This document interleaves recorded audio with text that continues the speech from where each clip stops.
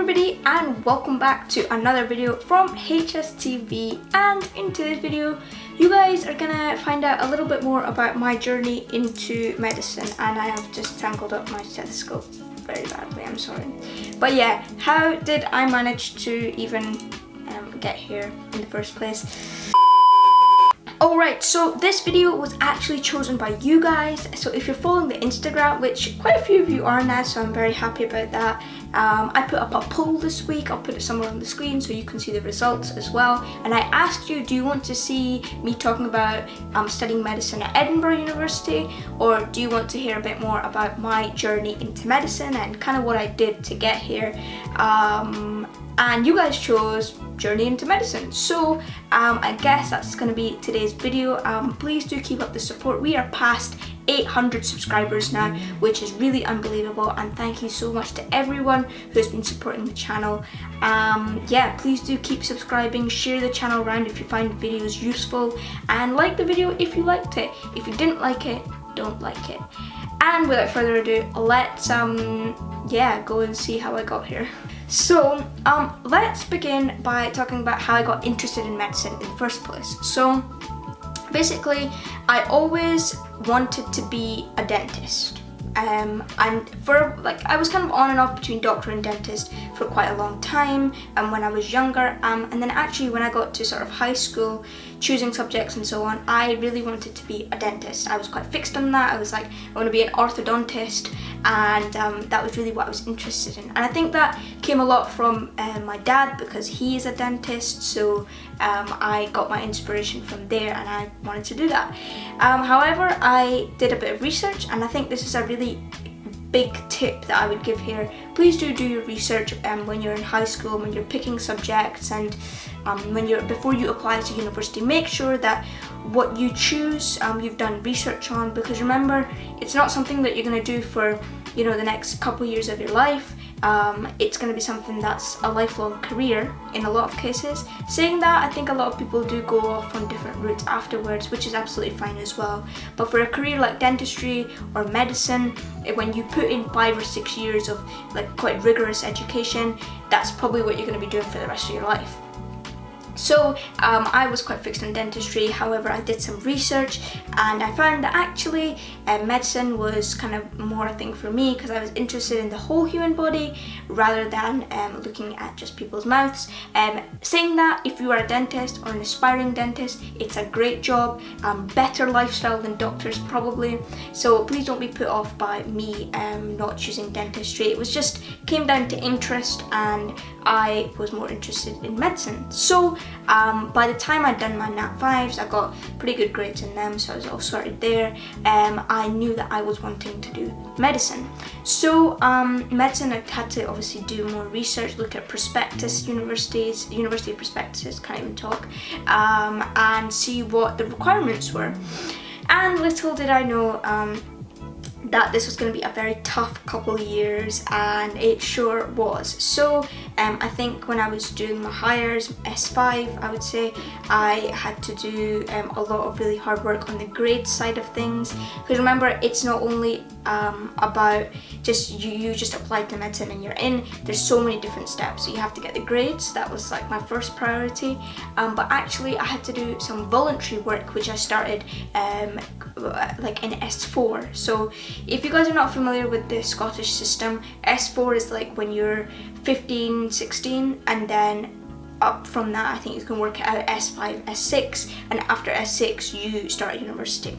So I started my voluntary work when I was in S4, and I volunteered at a care home. So I did that all up until I applied for university in S6, and that came up to about 2 years or so, or just over 2 years, almost 3 years of voluntary work at a care home. And what I did is I just found a local care home. I didn't go and go far or anywhere, just whatever was nearest to me, convenient for me. I used to go every Saturday for 1 or 2 hours, just helping around with the old people, chatting to them. Dementia was quite a common disease, and so I got a bit of experience of how to be empathetic, communication skills and so on, and this was really helpful when I wrote my personal statement, and at interviews I got to reflect on the things that I learned from that voluntary. And I guess that's another tip, that when you do voluntary work or when you do work experience, it's not about how much you did or where you did it, it's about what did you learn from it. So make sure that when you're doing voluntary work, you are kind of maybe even keep a diary or something to note down what you learn each session. So I guess that was really nice, and actually I still wanted to volunteer at this care home when COVID was going on, but I couldn't, so I couldn't really go back to them. But I think I will visit them every so often, just because for like at that time it was more of like a job. It was like, you know, I've got to do it to get into medicine, but now when I'm into medicine, it's like actually I quite enjoyed that, and it's something that was quite rewarding for me, so I might actually go and do it once in a while again. So yeah, that was great, and voluntary work going on. Then for work experience, that was a whole new challenge, because for a lot of people they have contacts in the UK for work experience, and if you have contacts it's quite easy just to get paired up with a doctor that you know, and then you can go and shadow them around in the hospital. That, however, did not happen with me, and I had to apply through NHS forms, and it was a bit of a complicated process. But I guess throughout all of this, it's all about the learning. What did you learn from it? And when you do something independently, you just get so much more out of it. It's just more rewarding and satisfying, isn't it? So did my work experience, and my work experience I did a Medic Insight program. So Medic Insight is a program run in Scotland where universities run like work experience workshops for aspiring medics, and I did that in S4 and S5, and you have to do like a piece of writing and write about like why you want to do it and stuff, and you have to sort of get into that work experience. So I was lucky enough to get into the S4 program and the S5 program, so I did both of them. I also did work experience at a pharmacy. So that was in S4 actually, because you have to be over 16 to do work experience in a hospital in the UK. I don't know how it works in other countries. So the pharmacy, although it wasn't directly a hospital, I actually learned a lot about the patient journey, about how prescription of drugs happens, and it's important to realise all different aspects of medicine. Just because you're doing medicine doesn't mean that you only focus on being a doctor. You have to look at the role of nurses, pharmacists, and how everyone works together. So I think doing work experience in a pharmacy gave me that insight into how the drugs part of things happen. So I did that in S4 as well. So that was Medic Insight and the pharmacy. And then in terms of hospital work experience, I did another week at one of the hospitals here in Edinburgh actually, and that was really good as well. I got to see surgeries. I was with an anaesthetist, so I was shadowing him, and I got to see more about the patient journey, and it was just a really nice experience. I got to see oncology, which is the cancer department, so that was a different side on things as well. So yeah, so I think that was like the main parts of my application process: the grades, the voluntary work, and the work experience. So when you apply to medicine, you also have to write a personal statement, and this is another thing that makes up a part of your application. So my personal statement, you know, I think when you look back on personal statements, they just seem very cringy, very sort of cheesy. But you know, you gotta do what you gotta do, and it has to be a good statement. It has to be, you have to sell yourself, right? You have to say, why do you want to do medicine? Why should we pick you over someone else? So from that point of view, I think that it was a decent enough personal statement. Clearly it was okay enough to get me here. And yeah, I mean, nothing much to say on my personal statement other than, I think in terms of tips, I would say reflect and write about everything. So write about the clubs as well. In fact, on the topic of clubs, I'll tell you what kind of things I did. So I did badminton for in fact, for all my years of high school. Actually, I really liked badminton, so I was on the school's badminton team. And you know, you might be thinking, how is that linked to medicine in any way? But actually it is, because it involves teamwork, perseverance, and you can reflect a lot about sports and sporting discipline and what they teach you. So write about clubs that you did. I also did Model United Nations, so I really like public speaking, and Model United Nations is kind of like debating and public speaking mixed together, so I did that, and by the end of S6 I was actually captain of badminton team and chair for Model United Nations. So I guess in terms of a leadership point of view, I also got to experience that and write about that in my personal statement. So one thing that I would definitely say for medicine applicants is that you kind of have to be an all-rounder, and it's really harsh because you have to get the grades, you have to be really friendly, and you have to have that communication skill, and you show that through your voluntary work. You have to have some kind of understanding of organisation, so when you're organising work experience, and then on the other side of things you need to have leadership and teamwork as well, and you can show that through your clubs and your participation in sport, for example. So kind of I would say, like, you don't have to be super good at a sport. Like, I know people who were playing at national levels and international levels, and I wasn't doing any of that. I was just part of the school badminton team. But I think the point is that be involved in a sport, be involved in a club, and kind of stick to it to show your commitment as well. So that was the clubs done, and personal statement. Write about your hobbies as well. I would say I quite like video games, so I know this is going to sound really weird, but I linked this to manual dexterity and hand-eye coordination, which is kind of pushing the truth, to be absolutely honest with you, but you gotta link it in some way. And then I also said I do baking, and I sort of help my younger brother and sister because they want to see the sort of family and personal side of you as well, and they want to see that you're not only about like, you're not only focused on medicine. Like, medicine is not the only thing in your life. You have other priorities and other things as well in your life as well. So that was kind of my personal statement, and it was okay enough, but please do remember to reflect. That's the main tip I would give here.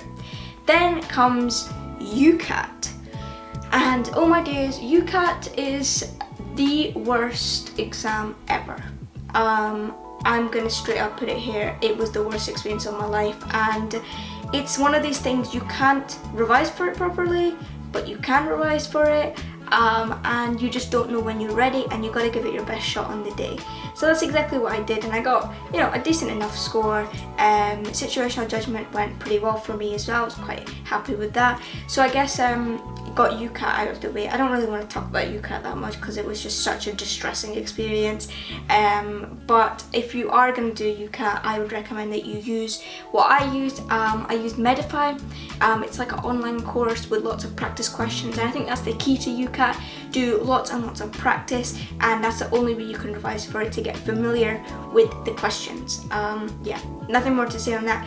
Don't use the book because the books are rubbish in my opinion. I did use a book, but it didn't help me. Medify was the really good interactive and practicing part of my revision. So yeah, I will try and link these things down that I'm talking about in the description, just so you guys can go and see what I did.